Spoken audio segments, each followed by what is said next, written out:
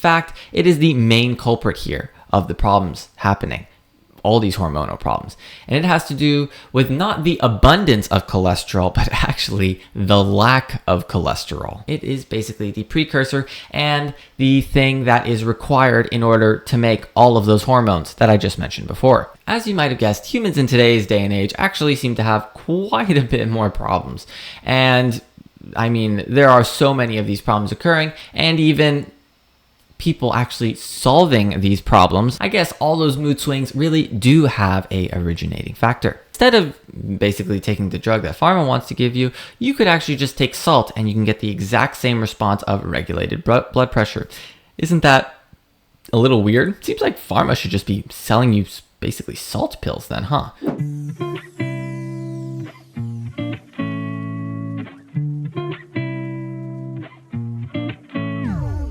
Hormones. Why are you the way that you are? Honestly, every time I try to do something fun or exciting, you make it not that way.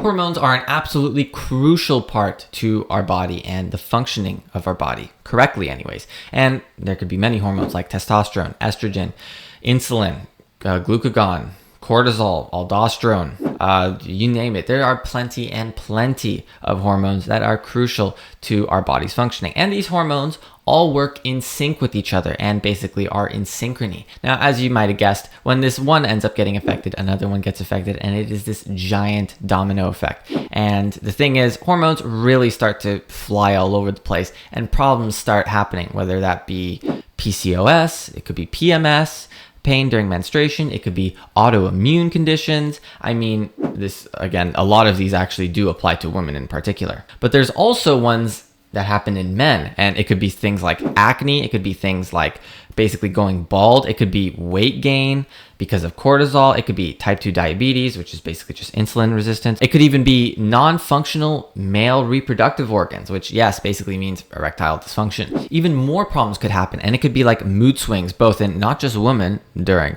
the whole menstrual cycle. It can also be mood swings in men happening as well. And yes, all of these problems that I mentioned before are actually basically just hormones, and they're all related to hormones. Now, this is because how hormones interact with each other and how they function. Now, to understand this, we actually have to understand the underlying cause to all of this in particular. And we have to understand everything that I just mentioned before and what exactly is the origin of everything that I just mentioned before. And the one key factor to all of this, and that is cholesterol. Despite what you might have heard about cholesterol, cholesterol isn't actually evil. In fact, it is the main culprit here of the problems happening, all these hormonal problems. And it has to do with not the abundance of cholesterol, but actually the lack of cholesterol. What? Bro, what are you talking about, man? So first, I'm going to give you a little bit of an analogy so you can sort of understand just exactly how cholesterol works in your body and how your body views cholesterol. And then we'll go over the science behind it and what exactly it affects. And you'll be able to see it affects pretty much every single one of those problems I said before. This is kind of how your body in particular sees cholesterol. Now, there's a city, a giant city, and it needs different kinds of vehicles for production. And the vehicles can be represented as different hormones. Now, it might need cars for some people to travel. It might need bikes as well for some people to travel or maybe even get a little bit of exercise in. It might need emergency vehicles like an ambulance. It might need delivery trucks to carry cargo. It could need school buses in order to carry the kids to school. I mean, cholesterol is like the wheels for every single one of those vehicles. And suddenly you take off the wheels of every single one of those vehicles and take a guess what exactly might happen. They can't move, and basically they aren't even vehicles anymore. In fact, they're pretty much completely useless. So let's understand why exactly cholesterol in particular and the lack of it can cause all of these problems that I mentioned before. Now, even though cholesterol is vilified by pretty much every single authority figure in the world at this point, which I have a video on that. If you're really interested, you can go check out that video. There is one thing in particular that really, really makes cholesterol absolutely essential, and that is, it is the precursor to every single one of those hormones that I mentioned before. And that could be testosterone, it could be estrogen, it could be cortisol, it could be corticosterone, it could be aldosterone, it could be the three kinds of estrogen. Actually, when I say estrogen, there are three kinds of estrogen. It is basically the precursor and the thing that is required in order to make all of those hormones that I just mentioned before. As you might have guessed, humans in today's day and age actually seem to have quite a bit more problems. And I mean, there are so many of these problems occurring, and even people actually solving these problems like PMS and PCOS. So what exactly is going on? How do we fix this stuff? Now, there are actually a couple reasons why this is happening, and if you're interested in all the science behind it, you can go check out my Science Behind Carnivore playlist. Now, as we might know, hormones in particular work together, and like I said, when one goes up, the other goes down, and it's basically this giant domino effect. And when you affect one, you affect every single one of them. Now, this is really a big deal, especially when it comes to your body making these hormones, because when it senses more of one, it might make less of another. And yeah, you can sort of see where we're going here. Now, just to give you an example, when insulin goes up, glucagon goes down. And maybe when one promotes glycolysis, the other promotes gluconeogenesis. One promotes autophagy, the other hinders autophagy. They're all in synchrony, and they're all working together, and they're also battling each other very frequently. Now, we're going to see why exactly cholesterol is like the wheels to every single vehicle, and why it's the precursor to pretty much every single one of these sex steroid hormones. And we're going to go over each of the sex steroid hormones, their functions, and you can see what a lack of one or another can end up doing to your emotional state, or maybe the symptoms that you might experience during PMS, PCOS. It could be the symptoms that you experience when it comes to weight gain. So let's get to it. This in particular is the cholesterol synthesis cascade, and this shows where hormones all originate from and where they all come from. Exactly, they come from cholesterol. So if you want to make any one of those hormones, you're going to need cholesterol. Now, you might be able to see why cholesterol is basically the wheels to every single vehicle that your body, in this case, might need to produce, because without the wheels, that ambulance ain't gonna run, and without the wheels, that bike, you're not gonna be biking, you're gonna be running. Now, let's start reducing the supply of wheels in this case, so we can see just exactly what happens. So first, let's look at our first hormone. Our first hormone is going to be estrogen. Now, estrogen, actually, there are three forms of estrogen. There is estrone, estradiol, and estriol. Estradiol affects menstrual cycle regulation. Estrone affects the maintenance and development of the female reproductive tissues. And estriol is important, especially during pregnancy, basically because it's involved with the growth and development of the fetus. Now, let's take away the wheels, basically let's lower the cholesterol, and let's see what exactly could happen in the process.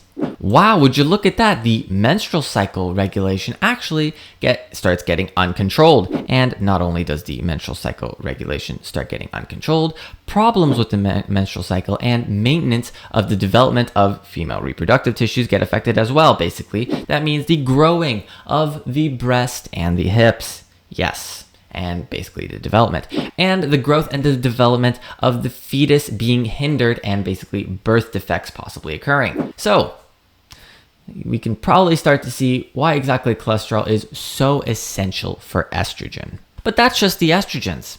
That's not including all the other sex steroid hormones, which are absolutely essential. So yeah, you could probably see where we're going here.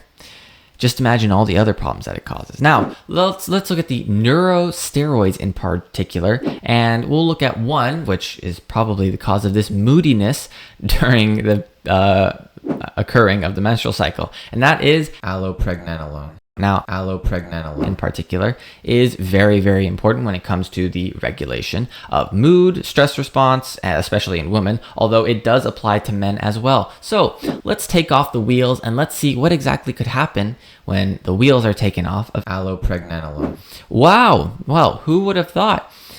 People being a little bit more mentally unstable, not just women, but also men, and lashing out randomly, being super moody. It's almost like I've seen this all the time. It's pretty wild, actually. I guess all those mood swings really do have a originating factor. And if you think that what I said isn't true, then you should check out this girl, because yes, this girl, she cured all those problems with it. So yeah, and it's not just her. There's a lot more women like her. Now, next, let's look at progesterone. Now, we already know that progesterone is really, really important in modulating the immune system during pregnancy. Now, let's take the wheels off and see what happens. Oh, what a surprise. It looks like the immune system can actually start attacking the baby during pregnancy. And what can that lead to? Well, that can lead to the offspring, or the baby, in this case, potentially basically being killed in the process and causing a miscarriage. Wow. Now, that's just progesterone. Next, let's look at the glucocorticoids. Now, this includes cortisol and corticosterone. Now, we already know that out of the glucocorticoids, in particular, cortisol is very important in maintaining metabolism and also reducing inflammation. We also know that corticosterone is important in regulating stress responses and immune system regulation. Now, let's take off the wheels once again and let's see how this affects cortisol and corticosterone. Wow, would you look at that? Suddenly, it looks like we wreck our metabolism because we're able to carry so much more weight suddenly and cause insane amounts of weight gain, unlike anything I've ever actually thought was possible. And we also weaken the immune system responses.